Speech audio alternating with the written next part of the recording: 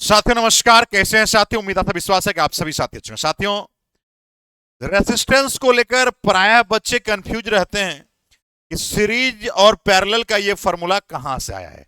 ये आपका सीरीज का फॉर्मूला है और ये आपका पैरेलल का फॉर्मूला है। बहुत सारे बच्चे के मन में सवाल है कि फॉर्मूला आता कैसे है सर, सिर्फ रट लेते। मेरे भाई, आज के बाद रटने की समस्या नहीं होगी। साथियों, सबसे पहले आते हैं सीरीज को लेकर। साथी, जब भी रेसिस्टेंस की बात होती है तो आप बस एक आदमी को याद करना ना, वो है अपने ओम चचा। ओम चचा का नियम क्या है? V बराबर आई आर, यानी तीन का ही बात है। और है बात किसका? मूल रूप से जो बातें हैं वो रेसिस्टेंस का है। तो V और I, इसमें होता क्या है सीरीज में कंडीशन है, यानी इलेक्ट्रिक करंट।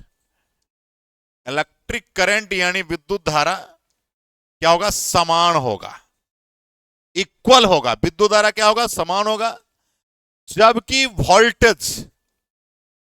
वोल्टेज का विभाजन होगा, यानी डिस्ट्रीब्यूशन होगा। ये बात पक्की हो गई? तो सब बन गया। जिसका विभाजन होगा उसका फॉर्मूला लगा होगा। V बराबर क्या होगा? V1 plus V2 plus V3। जितना मन है उतना ले लो। विभाजन जिसका होगा उसका फॉर्मूला लगाना है। V बराबर क्या होता है फॉर्मूला? IR1 IR2 और IR3। फिर जहां भाई ले जाना है ले जाइए।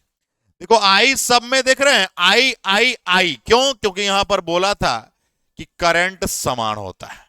अब एक काम करिए, आप लिख सकते हैं, यहां पर गौर करने की बातें हैं। IR बराबर आई कॉमन ले लो तो क्या होगा? R1 plus R2 plus R3, और जहां तक आपको जाना जाइए। ये देखो, आई कट जाएगा, यानी R इक्विवेलेंट बराबर क्या आएगा?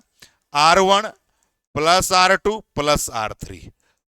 समझ में आ गई बात? कोई दिक्कत बिल्कुल नहीं होनी चाहिए साथियों। तो ये थे आपके सीरीज के कॉन्सेप्ट। बस यही याद रखना है, इलेक्ट्रिक करंट समान होगा, वोल्टेज का डिस्ट्रीब्यूशन, जिसका डिस्ट्रीब्यूशन होगा उसका फॉर्मूला लगेगा। क्लियर है? तो ये आपके थे सीरीज में। अगर हम पैरेलल की बात करें, पैरेलल में भी ओम के नियम पर ही आधारित है साथियों। तो बताओ, ओम चचा का नियम क्या है? ओम साहब का नियम क्या है बताओ? ओम साहब का नियम है V बराबर आई आर। यही नियम है। अब जानिए, पैरेलल में रेसिस्टेंस यानी प्रतिरोध की यदि बात करी जाए तो इसमें वोल्टेज समान होगा, वोल्टेज समान होगा, और इलेक्ट्रिक करंट का विभाजन होता है। उसमें उल्टा था, वोल्टेज का विभाजन था, इलेक्ट्रिक करंट समान था। इसमें क्या है? वोल्टेज समान है और इलेक्ट्रिक करंट का विभाजन। जिसका विभाजन होगा, मैं तो बार बार कह रहा हूं, जिसका विभाजन होगा ओकरे फॉर्मूला लगाना। यानी करंट का विभाजन है तो I बराबर I1 I2 और I3। जितना ले जाना है भैया ले जाओ। अब यहां से देखो I क्या हो जाएगा बताओ? तो यहां I बराबर अगर कोई कहे तो V बटा R हो जाएगा। यानी यहां लिखोगे V बटा R बराबर V बटा R1 V बटा R2 V बटा R3।